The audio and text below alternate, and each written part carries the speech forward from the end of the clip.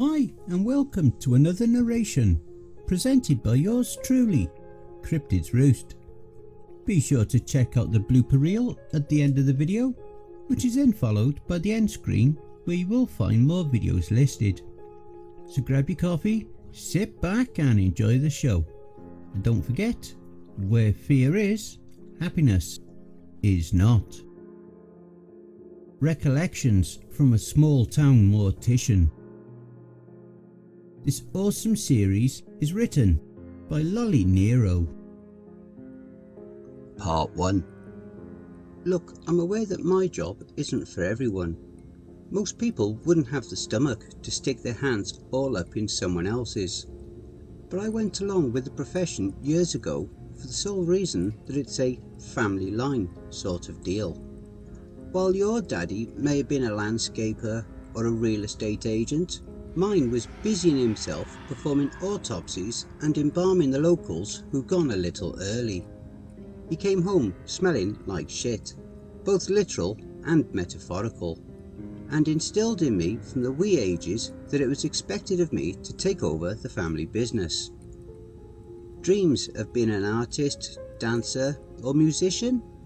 Unacceptable. I had to be the one to take over his job as the town's sole coroner. It was my duty as the one and only hall heir to do as told and perform his predetermined job. There were many fights about the topic in my teen years, but that really isn't all that relevant to this post. All you need to know is that I gave in and did it. When it was my turn to take over, to clear out my father's belongings to replace with my own, I did so with a lot of resentment. That was all of 10 years ago. 8 years of schooling and then 10 years of service at a job I hate. But at the very least, I've come out of it all with interesting stories. Not that I've had anyone to share these strange occurrences with, but that's besides the point, because I'm here now to test the waters.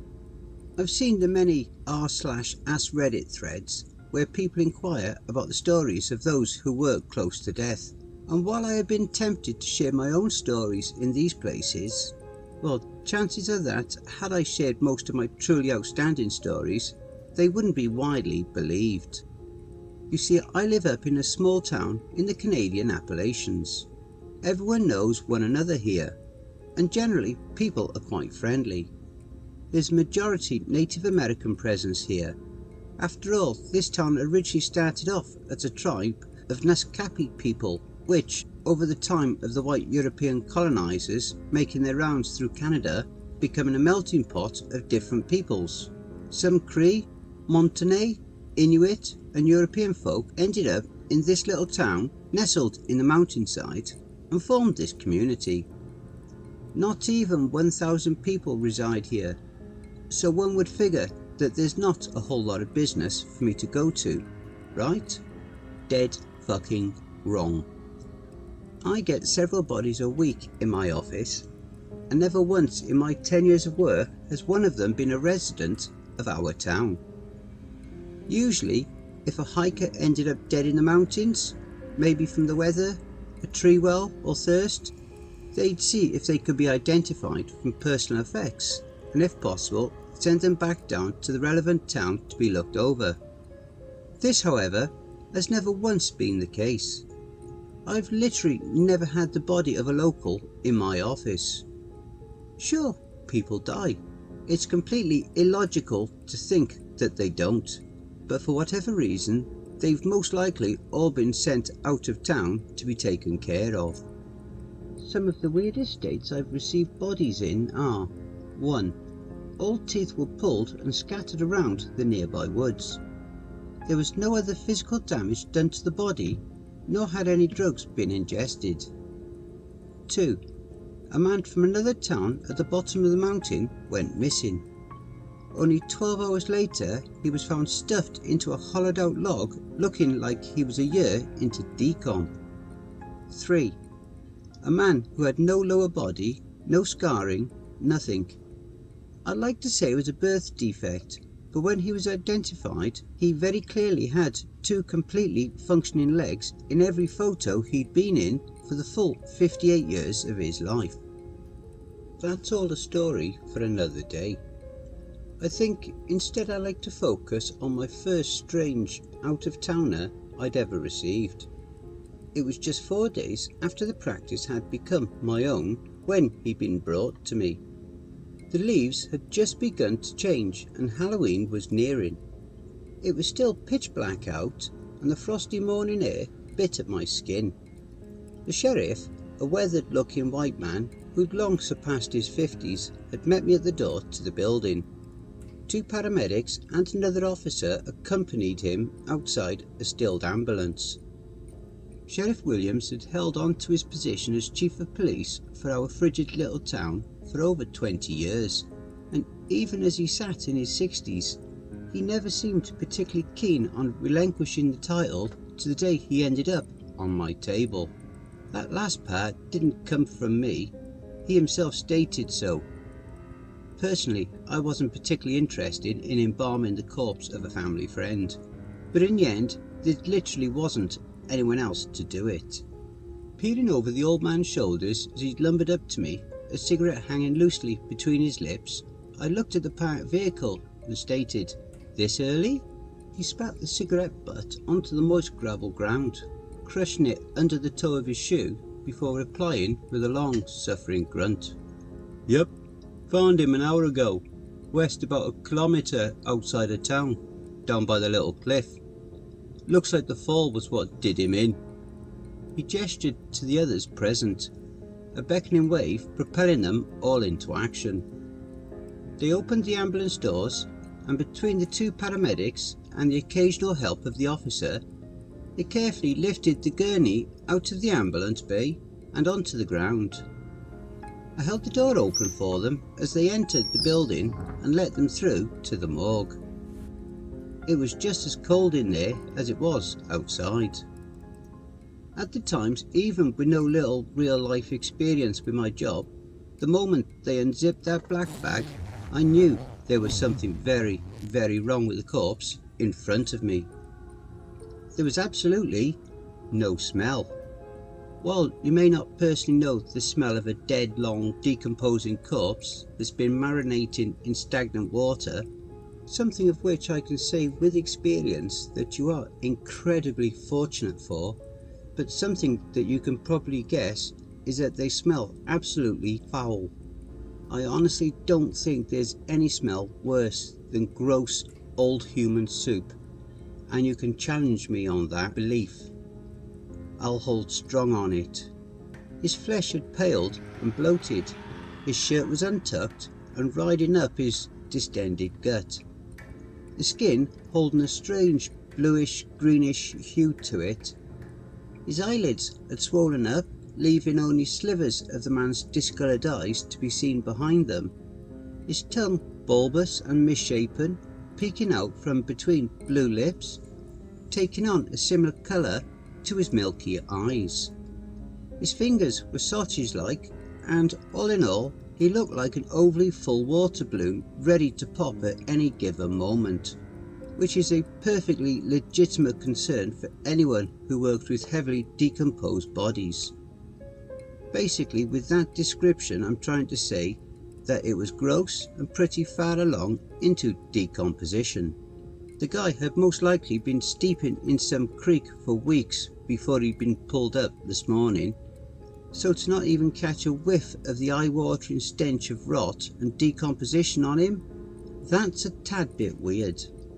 I snapped blue gloves over my hands and prodded carefully at the man's clothing, pouring up pockets or any conceivable place that a form of ID would be located. I found a washed out gum wrapper, the brand and flavour unrecognisable due to the water damage, and a Zippo lighter. Neither were going to really tell a whole lot about the guy on my table. Aside from that, he may have been a smoker, but there were likely hundreds of people in and around town that smoked cigarettes and weed, so it basically opened the door to literally anybody in fucking town. I pressed my upper teeth into the flesh of my lower lip and watched the body carefully, keeping silent for a couple of moments before addressing the sheriff. Was there any other clothing there? Bags? Anything tossed into the brush? I ran my latex-covered hands along the man's shin, finding that, to my surprise, the bone was entirely intact. There wasn't even so much as a hairline fracture, and to sate my curiosity, I felt up the rest of the body, finding that he indeed didn't seem to have a single broken bone in his body. Nah, nothing around there. Just him face down in the creek in the clothes he's wearing. I pressed 2 thumbs along the sides of his neck, then above the Adam's apple, and paused. I pulled his jaw as far open as possible, but his swollen tongue made it impossible to see or reach past it into the throat. Push me the cart. One of the paramedics, a young man with dark hair, did so, wheeling the metal moving tray up to my side. There's something hard in his throat. I need to cut it open to remove what it is. I looked across the table to the sheriff, who stood quietly observing the area my hands hovered. I'd still been new at the time. I felt reluctant to do something like that without overt prompting, and the sheriff seemed to catch on to that. I'm not the coroner, Esme. That's your job. You went to school for it. You think it's necessary? You go ahead and do it. That was all the prompting I needed, and carefully, with a scalpel, I dipped the blade in the skin below the chin and slowly slid it down. Flesh, fat and muscle split at the blade's prompting, and still no smell came from the body as I split him open. I stopped just above the collarbone and discarded the dirty tool. Grey fat clung to my gloved fingers as I dug them into the crevice I carved into the cadaver, and slowly my fingers passed stringy muscle and soft fat. I found my way to the offending thing blocking the throat. I couldn't quite tell what exactly I was feeling. It wasn't sharp, edges rounded, it was broad and thick. It was slippery from the gastric juices that built up, and with the edges of the cut tight against the backs of my hands as I got a hold of it, I called someone over. I need one of you to hold the edges open for me. I can't pull what's in out. With the aid of the paramedics keeping the skin flaps open, I was slowly able to work the lodged item free. I wasn't too sure what to make of the item clasped in my hands. I looked up from it to the sheriff, checking to see if the same surprise that no doubt coloured my face was shared. But he didn't look at all shocked by the discovery. Glancing around at the room's other occupants, they didn't seem that surprised either at the palm-sized leather wallet that I'd just pulled from the throat of a cadaver. I don't think he fell off that cliff, Sheriff. He didn't reply, and carefully I peeled the thing open to check its contents. The college-aged man pictured on the driver's licence looked nothing like the remains that sat just a foot away from me. He was a handsome black man, a bright pearly smile creating dimples in his cheeks, looking every bit the fresh-faced young man he was meant to be. The card read Massachusetts, nowhere near where his body was found. Even now, 10 years later, I don't know how or why he was there, but I'd like to hope he was just a tourist, that nothing else was behind how far he'd ended up from home. I placed the wallet on the side in front of the sheriff, leaning my palms onto the table, smearing fluids across the thing as I did. I already knew that there would be a big mess to clean after this, though I'd never been so grateful that that responsibility did not fall on me. Massachusetts. I'll be honest, with this level of decomp, I doubt I'll be able to pinpoint the exact cause. I do know that he definitely didn't die from a fall. My eyes flickered between the wallet and the sheriff.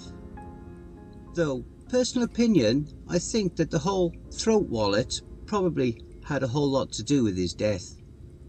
The sheriff hummed. Alright, so what did he do? Decide he wanted a taste of his wallet?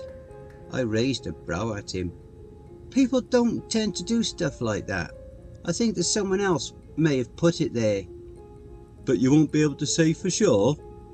I regarded him with a strange look. I mean, yeah, technically I can't. Esme, people don't get murdered around here. There's nobody running around shoving wallets down people's throats.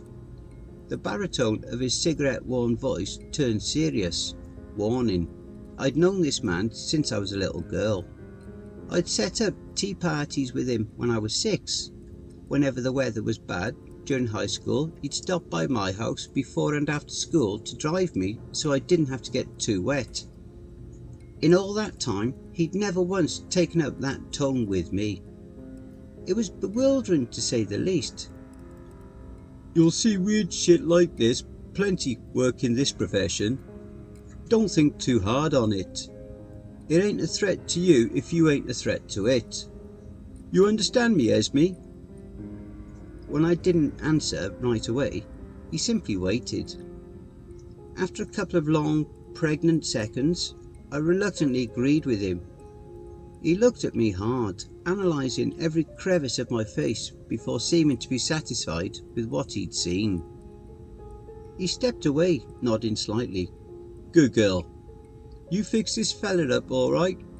I'll track down his family. Tell them the bad news.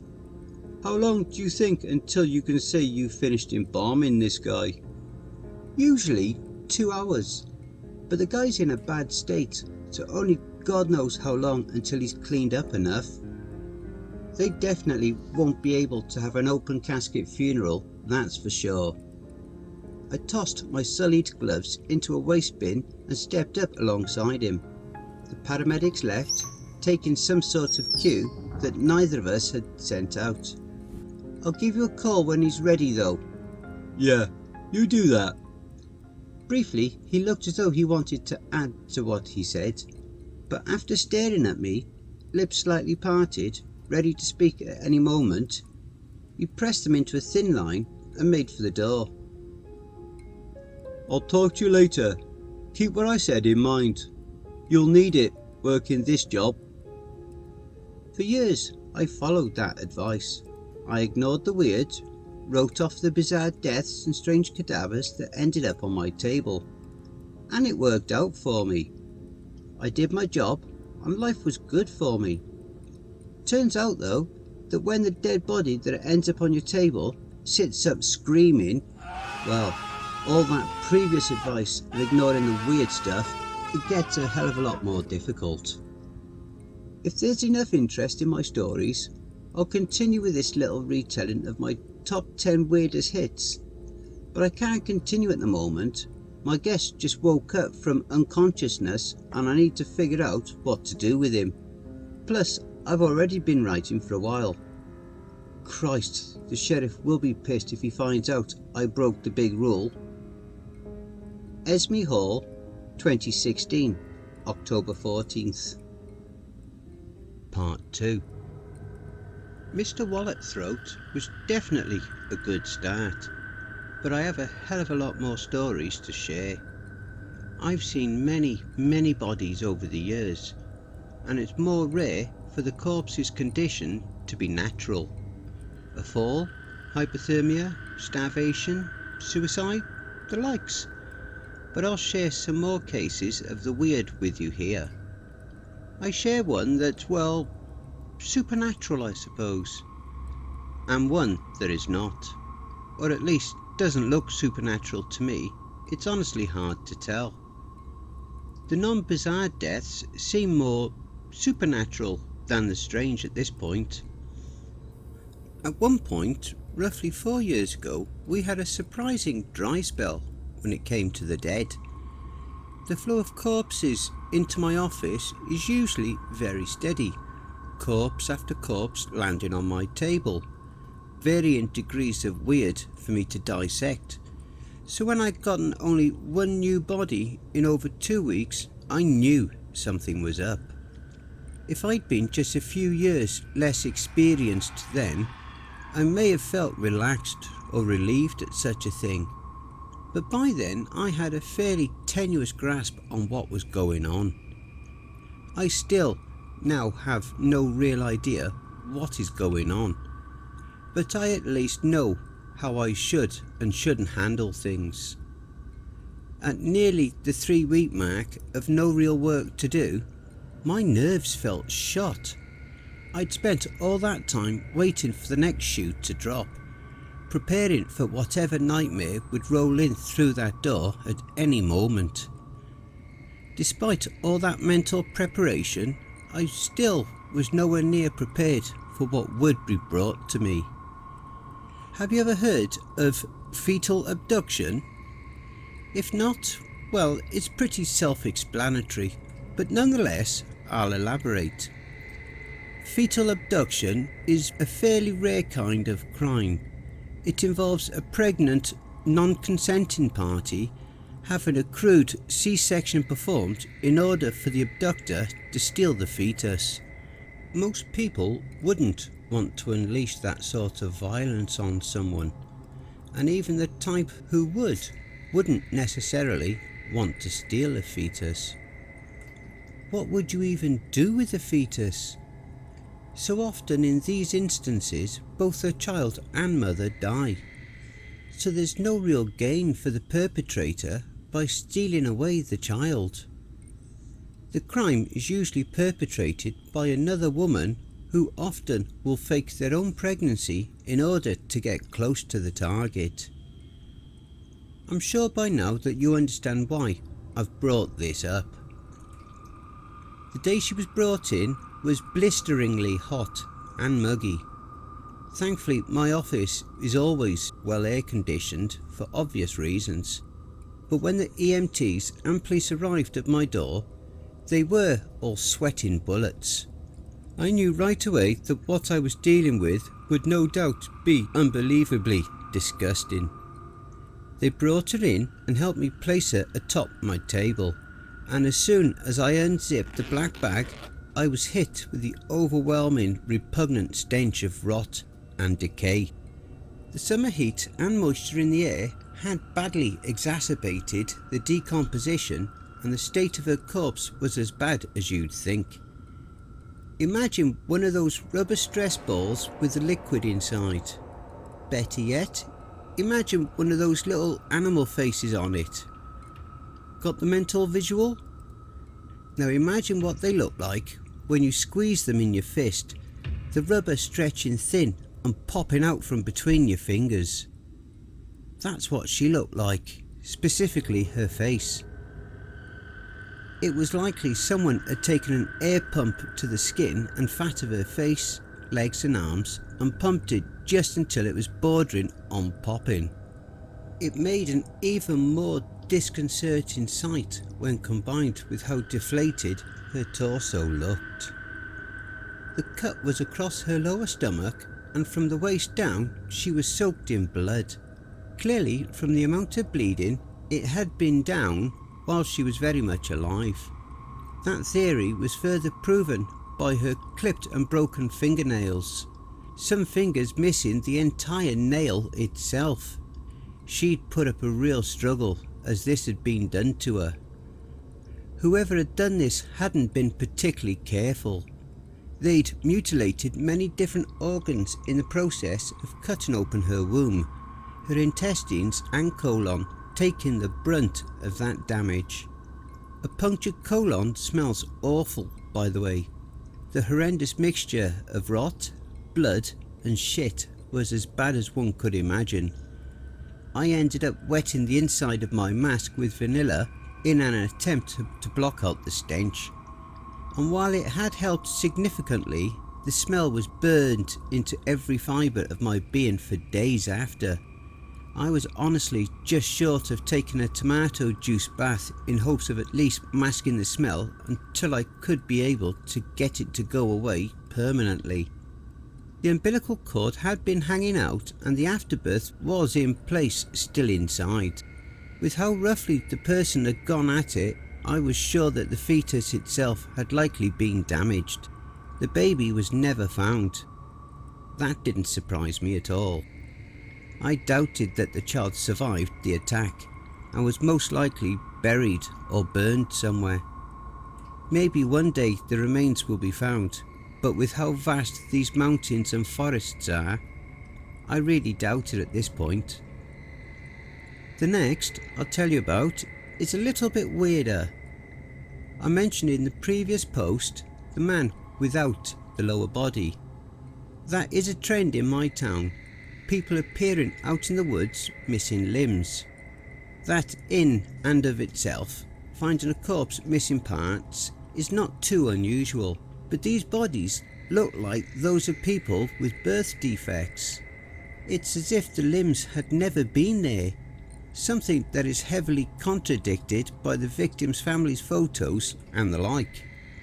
This instance is fairly recent, only about a year and a half ago I believe, when I got one such case. It was early morning that he was dropped off to me, and the moment I saw the cadaver, I knew the exact cause of death. From the neck down, his body was spotless. There was no sign of injury, no bruising, no broken bones, not even a scratch from a bush. If it weren't for the fact that the top of his neck was only smooth, unblemished skin with no head attached, I'd have figured the guy would be alive. A person obviously cannot live without a head, and while it isn't unheard of for tragic birth defects that cause a fetus not to develop a head to occur, they are just that, fetuses. This was a fully grown, developed adult man. You can't just live 30-some years with no head. That isn't how it works. It was so beyond bizarre. I haven't seen something quite like it since. Just like every other corpse, he was shuttled away by the sheriff to wherever he's from. I never did learn who the guy was. The guy was entirely nude when he came in, so there was no form of identification on him. If I recall correctly, they found him down in a small ravine. I'd say he must have fallen down into it, or perhaps even climbed, but that would have ended in some sort of bruising somewhere on his body, whether it be the hands and feet from the climbing, or his back, or whichever body part would have hit the rocks below. There should have somewhere been some sort of damage, and yet he was fine from the neck down. The head never ended up getting sent to me, which could mean that it was never found, or that the sheriff came to the conclusion that taking that route wasn't necessary. If it was found, I would have preferred to be able to take a look at the thing, to analyse it, and see if there was any damage to it. Maybe someday in the future I'll be able to get my hands on one of these disappearing limbs, or at the very least get to know where they are ending up, who or what is taking them. Okay, so there was a whole lot of interest in my screaming undead guest, which is totally understandable. Hearing about corpses sitting upright and screaming like a banshee is a bit unusual and would draw any rational human being's attention. It definitely caught my attention, that's for sure. I won't delay it any longer. I know you're all here for the details of the situation, and it's probably best that I'm able to let off a bit of the mental load that the whole situation that's gone down these last few days. The day had been blissfully uneventful.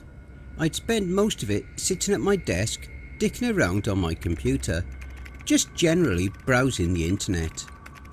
My favourite types of days are the boring ones. The ones where I can just sit down and stare at a wall for 8 hours, thinking about absolutely nothing, with absolutely no responsibility. They were rare, so every opportunity I got, I relished in the uninterrupted, sweet boring. I'd been so close to the end of my workday when I'd received the call. Another corpse had been found several kilometres outside of town, and they needed me to, at the very least, refrigerate it until the morning. As annoying as the call felt in the moment, it was definitely still preferable to getting it once I'd already left the building. If they had called later, I would have had to return back to work to refrigerate the body for the morning, and there is truly nothing more obnoxious than getting called back to work after having just left, something I'm sure some of you can relate to. I got ready for their arrival, and about 20 minutes after the call, an ambulance without its lights or siren pulled into the small lot. We went through the usual pleasantries. They unloaded the gurney with the body bag atop it. I held the doors open for them, and we all lifted the cadaver onto the cold metal slab that served as the drawer for the mortuary fridge. It was a simple process, and I dismissed their offers for any more help. I appreciated it, of course, but there really wasn't much else for me to do that night. All I needed to do was push the drawer back in, shut off my computer and the rest of the lights, and go.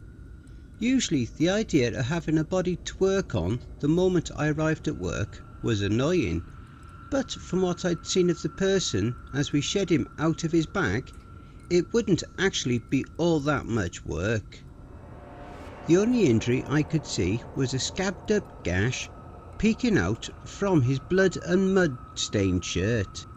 No guts falling out, bodily fluids oozing all over the inside of the fridge, nor any of the extremely yucky nature that so often entered my establishment. It was refreshing in a morbid way, not having someone who was torn to bits or bloated to hell on my table. I pushed the fridge shut, sheathing the body into the cold darkness within. I locked it using one of the dozens of keys on my chain and reserved myself to forget all about that responsibility for the night.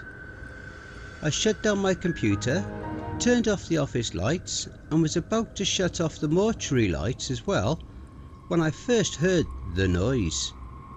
It was quiet, a soft thud, and then after a moment of silence, scratching. My first horrible thought was, oh fuck, the rats are back. Those goddamn rodents kept getting into this place. I'd been setting traps for years to catch them, and yeah, they worked for the first while, but these suckers adapted and learned to avoid them. No matter what kind of trap I bought, cheap or expensive, they made their way around them, ignoring them as if they didn't exist. I have called the local pest control companies several times, and every time they managed to clear some of them out, those fuckers always came back. I even paid extra to an out-of-town company to come in to try and get rid of them, and it was the exact same results. Well, with the added negative that the guy they sent up here ended up vanishing. I'll probably be getting him on my table any day now, honestly. There wasn't a whole lot I could do about a rat at the moment. I could try to catch it, but if that thing bit me, I could catch all sorts of weird diseases that I really prefer not to catch. I stood still, waiting for the sound to return. After a few moments of complete silence, the only noise being the soft sounds of my own breathing, I began to believe that perhaps I may have been hearing things. While I don't have a history of that sort of stuff, it really wouldn't be surprising if it were to happen. Spending your entire day with only dead bodies for company just had the kinds of effects on a person that you'd expect. Before I allowed myself to feel relieved, another thud came. To my dismay, it seemed to be coming from the just shut drawer.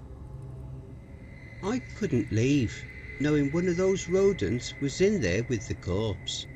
A rat would, without a doubt, have a total blast gnawing on a human corpse, and putting the burden of explaining to that guy's loved ones that a peckish rodent went to town on their friend onto the police was completely unfair. I'd also get chewed out by the sheriff for being so neglectful. So, with great annoyance, I steeled myself to, at the very least, chase the little arsehole out of the refrigerator, better to have it running around the open room for now than allowing it to stay in its current residence. Fiddling with my keys, I jammed it into the lock, turning it and listening to the click that reverberated throughout the room. The acoustics had always been poor, so things tended to echo in the large open room. I paused and waited, listening for any sign of movement inside. Nothing came, and with a steadying breath, I slowly pulled the drawer open. My body tensed, and I snapped my arms up, ready to smack at it or yell, anything to startle it out of the metal container. But I found no movement. There was no furry rat, just a plain old chilly, cold, dead body. I pulled the drawer out further until it was completely open, but I still saw no sign of any animal. I grimaced slightly. Perhaps it was another drawer. If that was the case, it could stay there for the night. This guy was currently the only body being stored, so it wasn't like it'd have any other cool snacks to feast on. I did debate checking the surrounding lockers, but a slight twitching movement snapped my attention downward. I was staring at the hand of the man, completely still. Sometimes dead people move, muscles tense in rigor mortis. Sometimes eyelids will flutter, lungs will release trapped air, and the bladder and bowels will expel their disgusting waste. Really, seeing a corpse twitch isn't so unusual. I shook my head dismissively. This was all stupid and unnecessary. I was tired and really just wanted to go home, eat some shitty frozen to go dinner and curl up with my cat to read a book for an hour or two. Shit! The corpse sat upright with a shout, voice breaking around the words, eyes blowing wide with terror as he bellowed out as loud as he could. Now look, I'd like to say that I reacted rationally to this situation, that perhaps I replied some professional words to convey my surprise and confusion at the once very, very dead body that now sat ramrod straight in front of me. Sometimes people get mistaken for dead. It's much less frequent these days due to modern science being able to nip accidental burials in the bud. But every once in a while, usually in places which didn't have much access to the necessary tools to assess someone thoroughly. This, though, was not the case whatsoever. "Fuck!" I shouted in surprise. My body moved entirely without my brain's permission, and my fist went flying.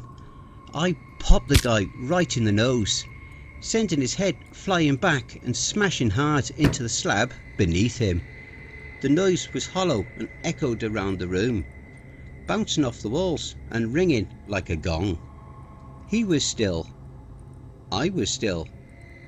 I was frozen in place because he wasn't moving. I feared the worst, that I'd hit the guy so hard I'd killed him.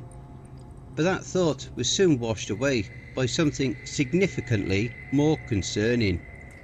The gash that had been on his chest just earlier seemed to be healing. The best way that I can describe what I saw was like it was a time lapse of a cut healing. Look one up, you'll get what I mean.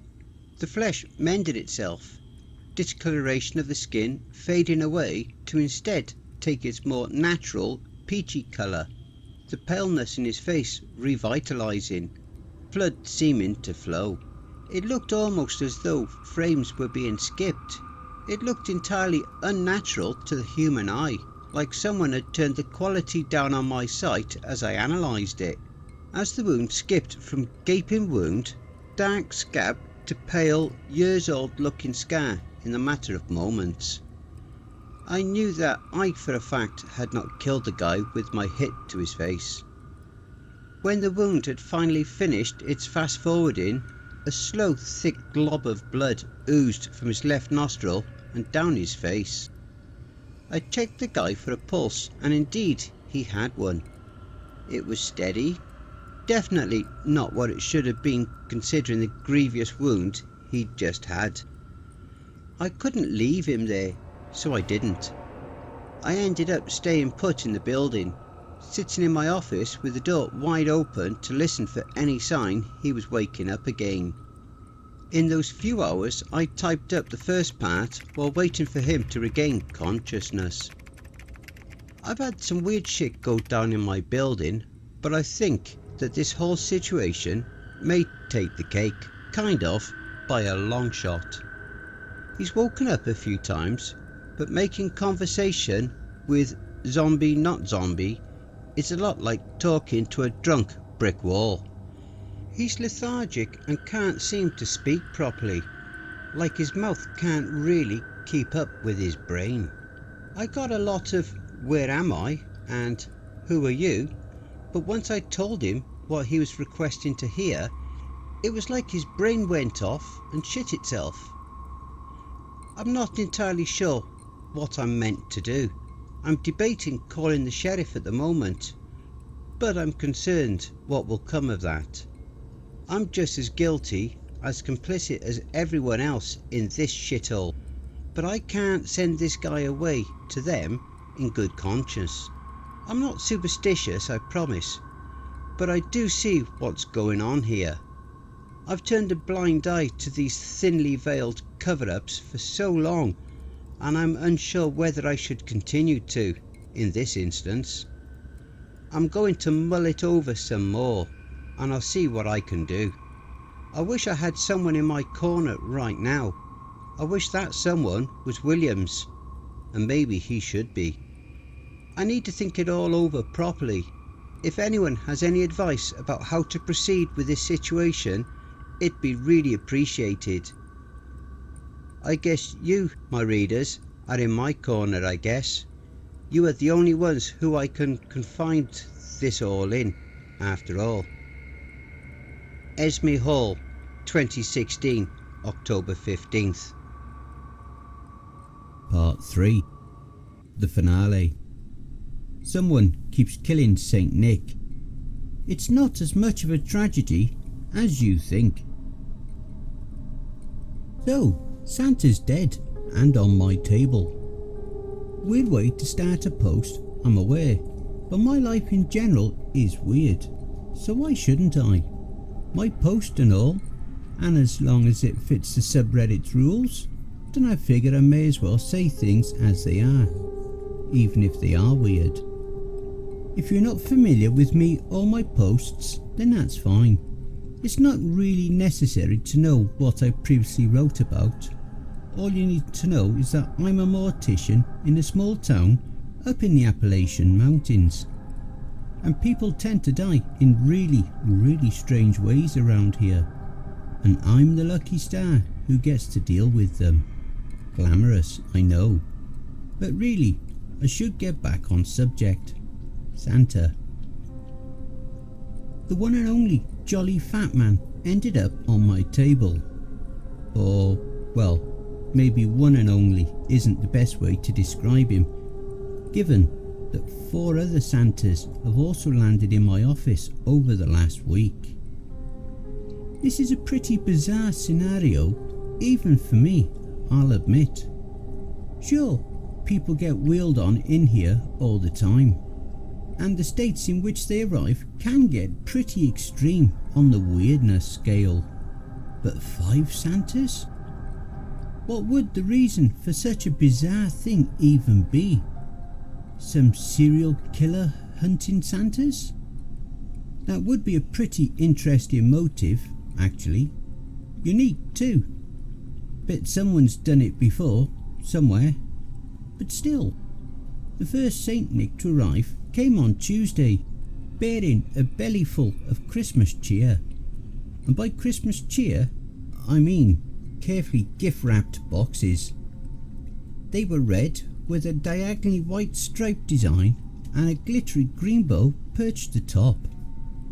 They didn't even vary with colour though, which was by far the most disappointing part. If someone is running around shoving that kind of stuff up in people's guts, You might as well be a bit more creative with it, decoration wise, you know? I have no clue how these things got in there. I checked his throat for any damage, possibly scrapes or abrasions from them going down, but his throat was totally fine, completely undamaged. I scoured his entire body for any other way they could have been inserted, and incisions, or hell, open necrotic wounds, but there was absolutely nothing. I'll admit the whole thing had me rather stumped. It feels like some plot to a shitty B-rated Christmas themed horror movie. I opened the gift boxes up and inside was nothing. The insides were a bit chalky and ashy, but other than that it was totally empty. Like someone had just gotten stupidly bored and decided that, yeah, they were going to mysteriously teleport some fucking Christmas presents inside. In the end, I ended up actually learning who the guy was and where he was from. He was an old vet who'd taken up work as a mall Santa during his twilight years, more as something to do out of boredom brought on by retirement. He surprisingly lived close by, just about a couple of dozen kilometres away, down off the mountain. The sheriff came by and told me all this over some coffee back in my office. And even someone like him, who is so experienced and well versed in the strange goings on of this town, was even a little caught off guard by this. That sentiment of his only grew as the next Santa came in, then the next, and you get the gist. Santa Claus after Santa Claus arrived at my office, and both me and the sheriff were left to scratch our heads about it. This is the first time I've honestly seen the sheriff confused about something like this, and how fitting it is that it be the continuous deaths of Saint Nick. Not a lot confused the old sheriff.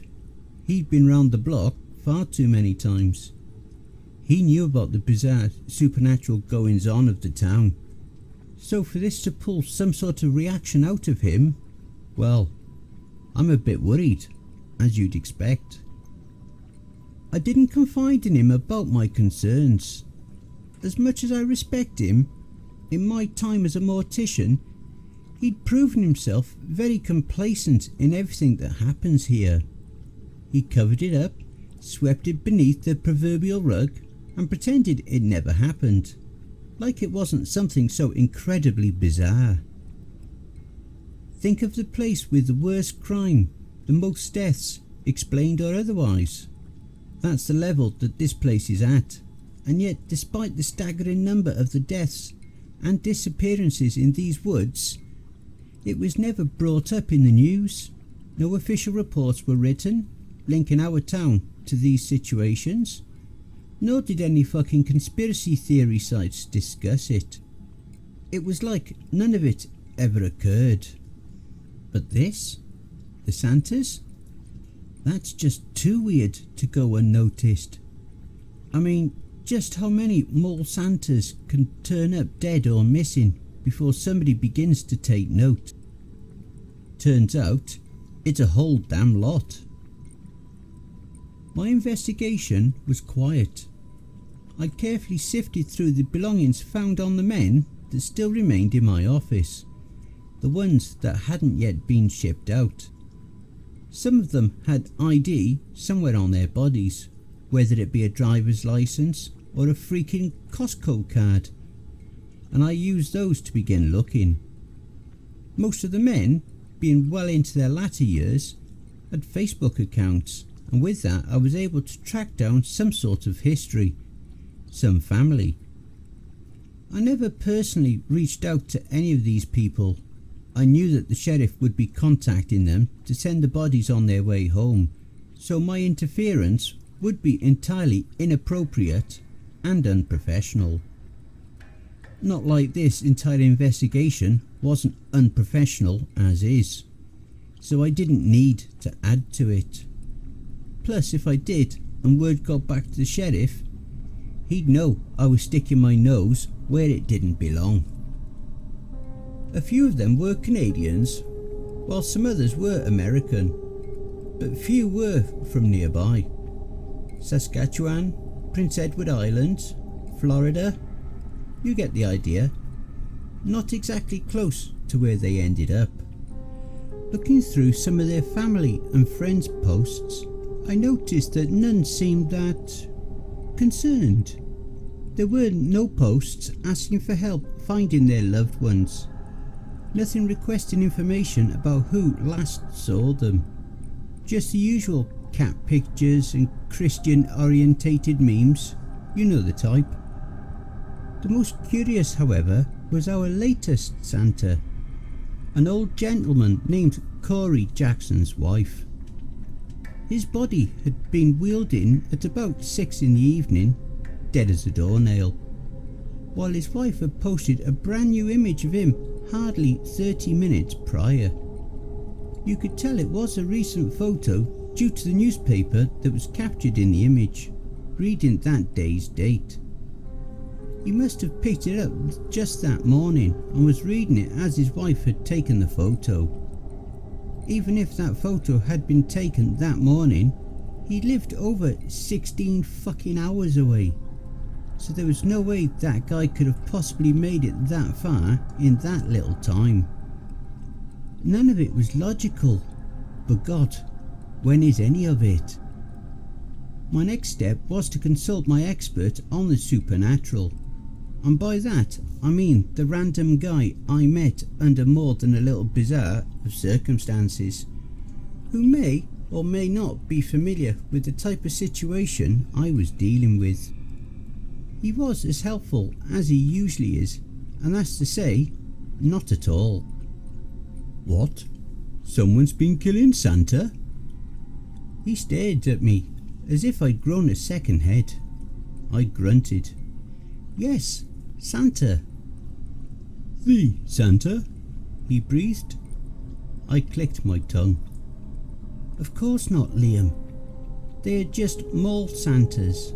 Santa doesn't exist. He didn't seem too convinced of my assertion.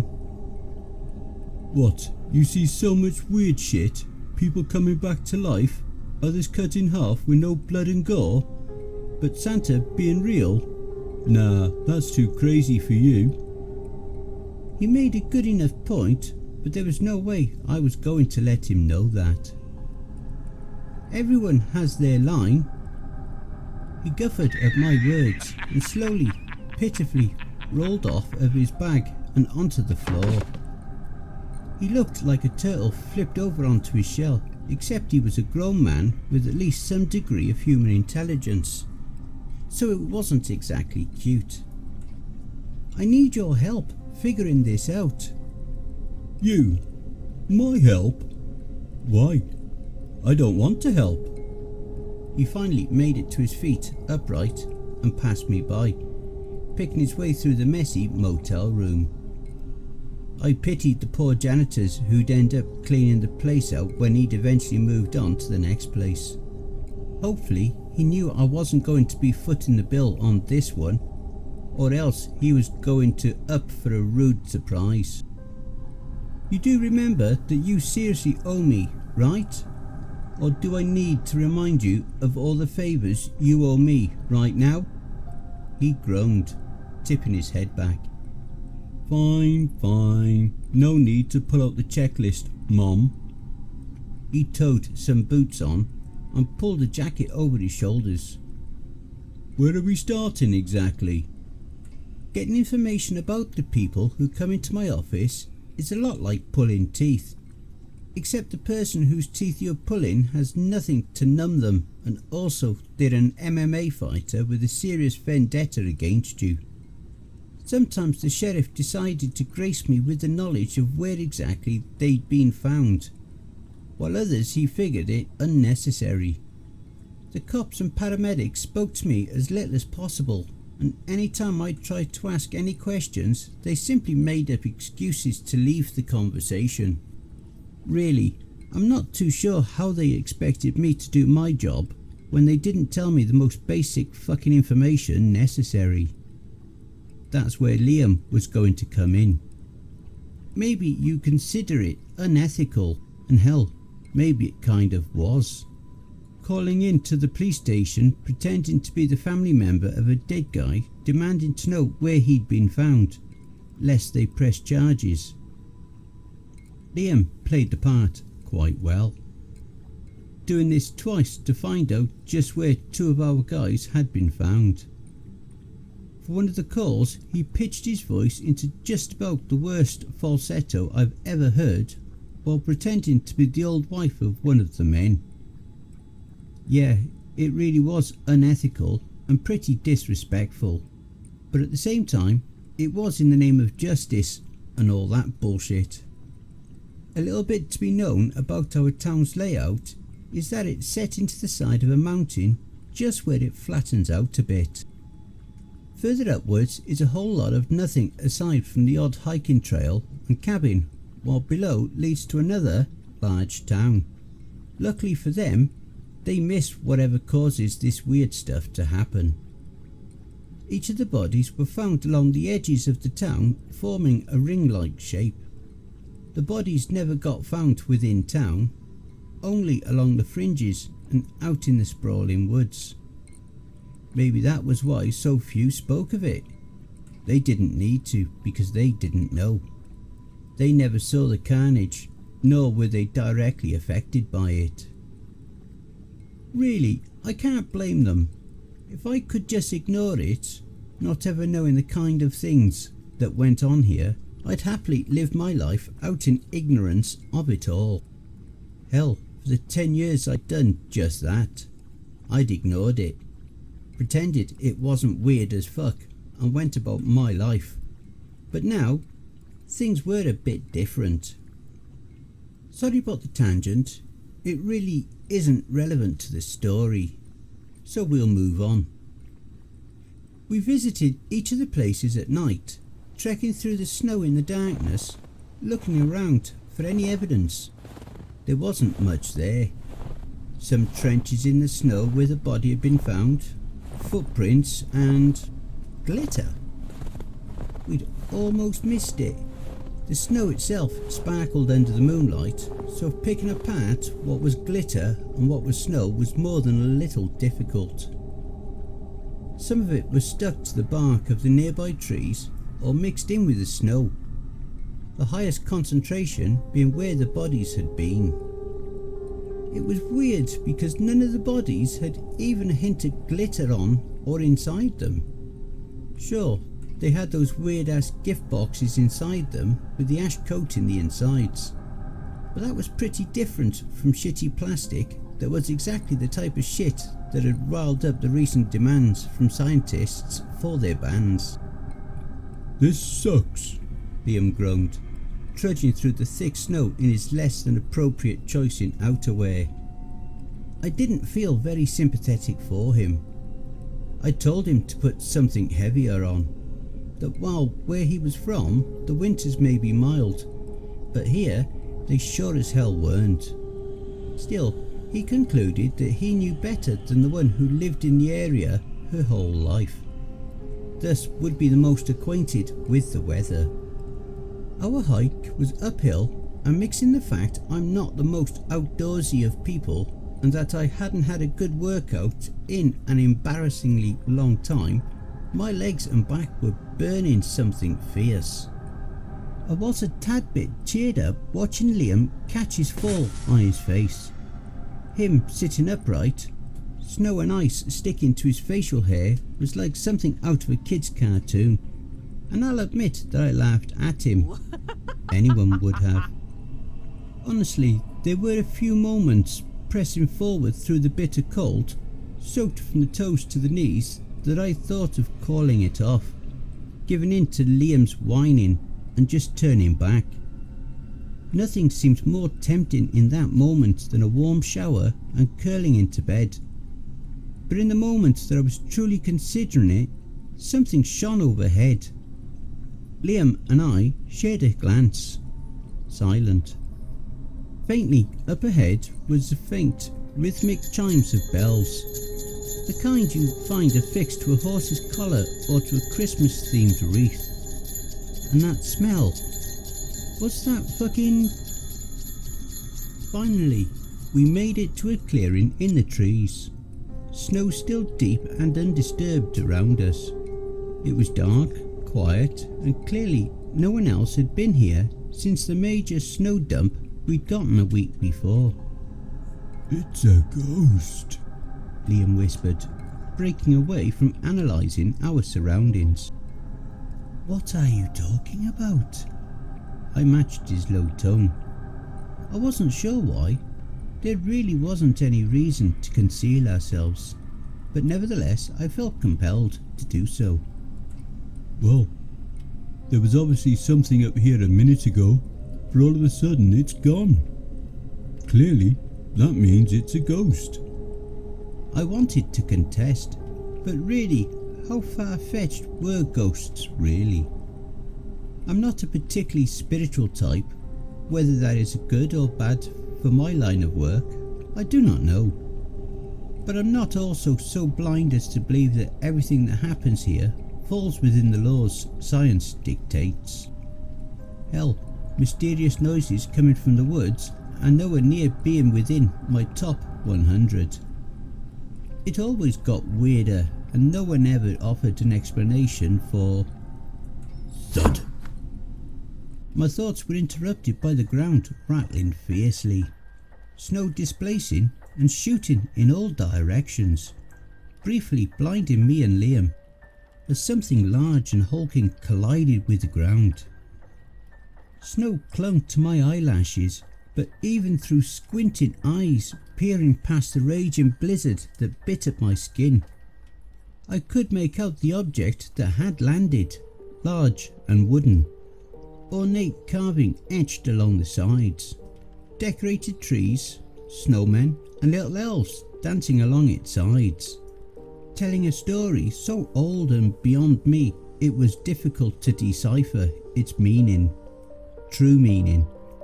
Only its most basic of theme understood to me.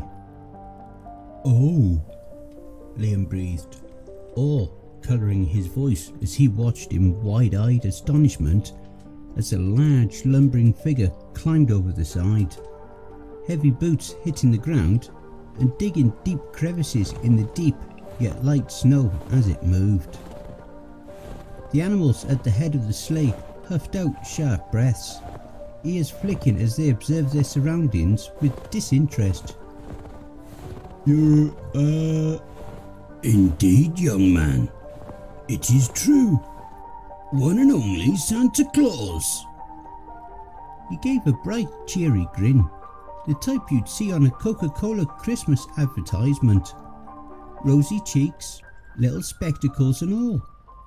He was the most classic depiction of St. Nicholas you could imagine, except real, riding a genuine flying sleigh with legitimate reindeer leading his way. Hell, the animal at the front, nose glowed a faint red, colouring the shimmering snow that tore around us a slight pink. This is fucking ridiculous. Are you the one? I couldn't bring myself to say it, to make the accusation. There's something so genuinely wrong, inappropriate to accuse Santa Claus of serial murder. I mean, for God's sake, if you're naughty, you get some damn coal in your stocking, not fucking murked by the jolly old fat man. It's true, young miss, that I am the one behind all those things you've been dealing with. I truly apologise. You should not have to deal with the aftermath of my work. I'm not sure why they ended up here. Liam blinked, glancing rapidly between me and Santa Claus. Wait, let me get this straight. You been murdering other Santa Claus? What is this? The Santa Hunger Games? St. Nick gave a hearty chuckle, shaking his head slowly. No. Well, yes, it is true that I am responsible for those men's deaths. It is only to right their wrongs as best as possible. I frowned, tugging my hood further down my face to attempt to shield myself from the wind and ice. Right their wrongs? They on some kind of extreme naughty list? I asked, and his face morphed into something solemn, downtrodden. When I lent those men the name of Santa Claus, they were entrusted with the duty to spread cheer and goodwill to those around them, to the children of the world especially. They broke that deal, went back on our agreement, and tarnished the good name of Santa in the minds of many children. The twinkle in his eyes had faded. The jolly blush sucked from his skin. He looked almost grey as he spoke. Dead. Cheeks hollow and sallow. Beard suddenly less full and bright. He looked much less like the perfect image of Santa Claus he had just been. For that transgression, I decided I must deal with them the only way I see fit. It will not unburden those targeted, but it is of some sort justice that they are removed from the equation altogether. You mean all the Santas around the world? Every mole Santa out there? Liam shivered, rubbing his arms through the jacket he wore. Suddenly, Santa didn't look so doom and gloom, perking up once more, a cheer and a clap, face warm with colour and puffy with fat. Yes, it's true. Everyone who dons the title of Santa is a personal friend. They've signed a waiver and everything.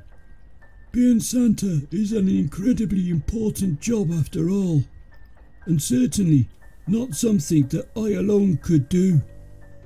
I waited for a second to question how in God's name this guy was supposed to keep in contact with so many people, to run such a huge organisation with people around the globe, and manage to know about some unseen crimes these people he'd hired had committed, whatever they may be.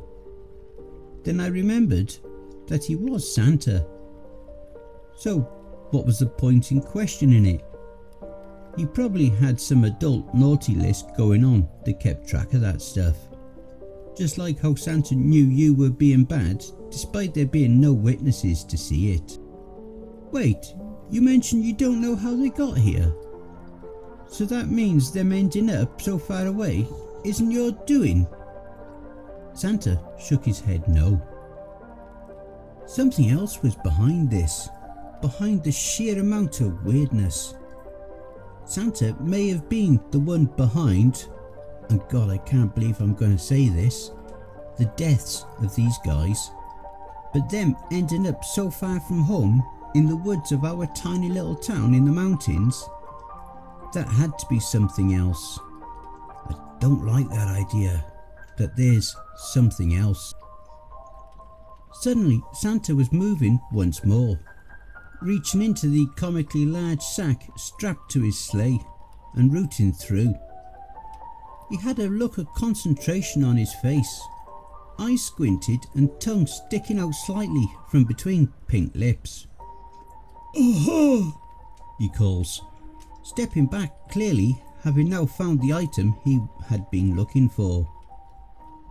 Turning back, he now had 2 palm-sized boxes grasped in each hand, decorated beautifully, then strode over with a surprising grace one would not expect from a man his size, and extended one box to each of us. I'm sure this has all been a great bother for you. So here, a special gift right from Santa himself. He winked. Carefully, hesitantly, I accepted the gift from him. It was a deep dark red with a gold ribbon tying it together. A bit voluminous bow sitting upon the lid. A little tag hung off the side. On it was written, "To Miss Esme Hall, from Santa Claus. I wasn't entirely sure what to think of it, so I glanced at Liam, who was awkwardly shaking his head, trying to get a guess at what exactly would be inside. I'd suggest you both wait until you get home before opening those up. In fact, I'd say it'd be best to open them on Christmas morning. Thankfully, Liam didn't make a comment about how it technically was Christmas morning, instead nodding to the spirit of Christmas. Santa started back to his sleigh, but just before he got there, he turned back, putting his hands together. Oh, and I ask you not to tell anyone of this. We nodded in agreement. Santa grabbed hold of the reins, snapping them and prompting the deer to haul them forward. They bounded forward, and midway through the snowy clearing they took flight, the sound of sleigh bells ringing through the air as they took to the dark skies. Honestly, I was a little bit disappointed he didn't let out his signature ho ho ho as he took off, but maybe that was stupid of me to expect. For all I know, that was something that only came through my shitty Christmas movies, only created to make a quick buck off of the holiday hype. Ian was quick to want to leave, something I could now sympathise with him due to the cold. There was nothing left to hint that he'd ever been there, no proof of his existence at all. To the outside world, this had never happened, and there was nothing I could do to change that. I prefer that, the world not knowing. If people truly believed all of what I'm saying, knew that I was more than just some storyteller sitting behind a computer typing away fantastical stories, well, I think that'd just make it all too real for me. That's why I don't worry about following what he'd asked of me, because I know that ultimately, me telling this story won't actually matter. I won't convince anyone of anything, aside from maybe that I'm crazy. In the warmth of my home, I opened the gift box up, and inside was a small snow globe, base an aged bronze.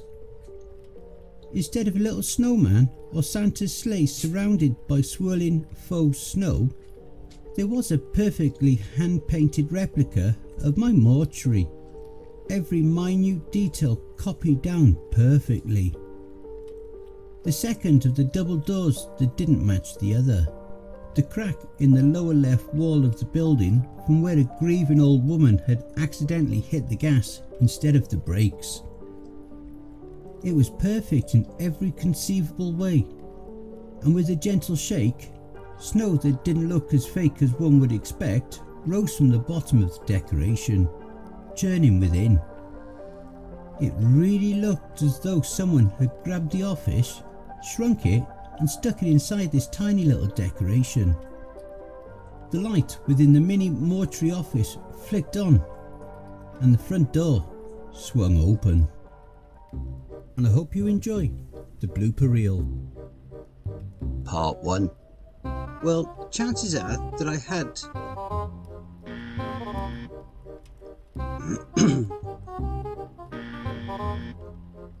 You see, I live up in a small town in the Appalachian, so one would figure that there's...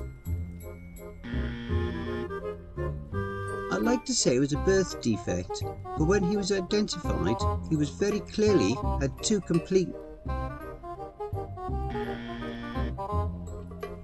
The leaves had just...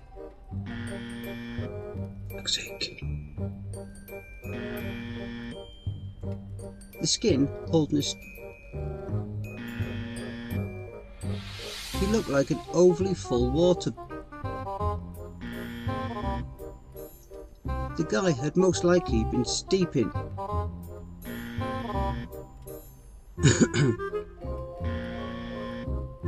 I tossed my silly gloves.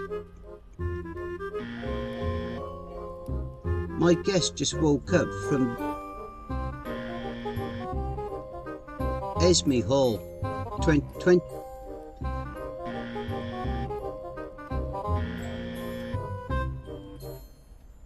Part 2. If I'd been just a few years less experienced, then... They'd mutilated many different organs in the process of cutting open her womb, her intestines and colon, taking the blunt. No, because they don't smoke a joint. I mentioned in the previous post the man with the lower body. If it weren't for the fact that the top of his neck was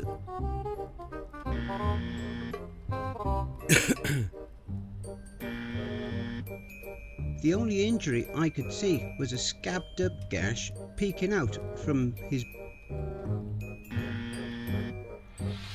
This was all just...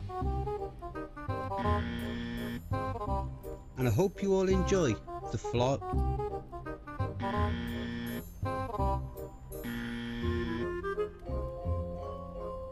Part 3. Weird way to put... And the states in which they arrive can They didn't even vary with colour, though which was by far possibly scrapes or abrasions from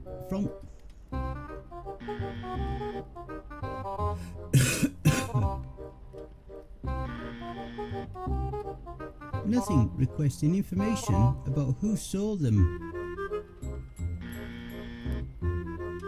He guffared at my words and slowly, pitifully rolled off on... Hopefully he knew I wasn't going to be footing the bill on this one, or else he was going to go for a... Fine. No need to pull out the checklist. Our hike was uphill, and mixing the fact I'm not the most... Our hike was uphill, and mixing the fact I'm not the most outdoorsy of people... Fuck's sake. I was a bit tad cheered up watching Liam catching... I was a bit cheered up by... Fucking hell. I was a bit cheered up.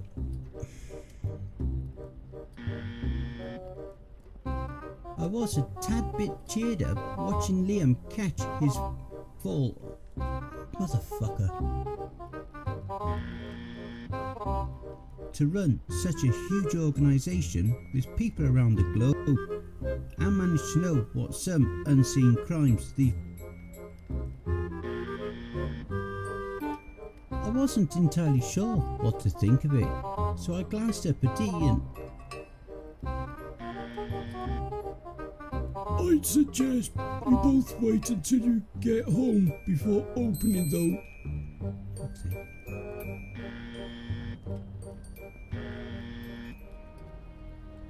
Hey family, please be so kind as to throat punch the like button and smack the ass of the subscription button as well. And remember to chokehold that notification bell and then select all. That way you'll receive all notifications each time I upload a new video. And by subscribing you'll be the first to see all of our new spooky creepypasta stories. A very big thank you to Loli-nero for allowing me to narrate this awesome series. Make sure to check out their Reddit profile for more brilliant stories. And be sure to take a look at the playlist here for more of their stories that I may have already narrated. I would just like to say a very big thank you to all of the authors that I have worked with and all the ones that I will work with in the future. So thank you all, my brothers and sisters. And why not hashtag Cryptids Roost in your comments. A quick thank you to all of my Cryptids Roost community family too. We are now well on our journey to 1,000 subscribers. So please spread the word and help us to grow and expand. And don't forget to share the videos too. If you would like to throw me $1 or $3, I'd be very much appreciative. I do have PayPal, paypal.me/cryptidsroost. Alternatively, I have an account at buymeacoffee.com. You don't even need to register on either site to donate. You can also follow us at my Facebook group, Twitter and Instagram. I also have Ko-Fi, BitChute and Rumble. I have a subreddit if you have a story you've written that you'd like me to narrate for you. All relevant links will be below. And don't forget to check out the end screen. See above. That will also list some more videos in my back catalogue. Take care everyone, and I hope you all have a wonderful and peaceful night. And don't forget, where fear is, happiness is not.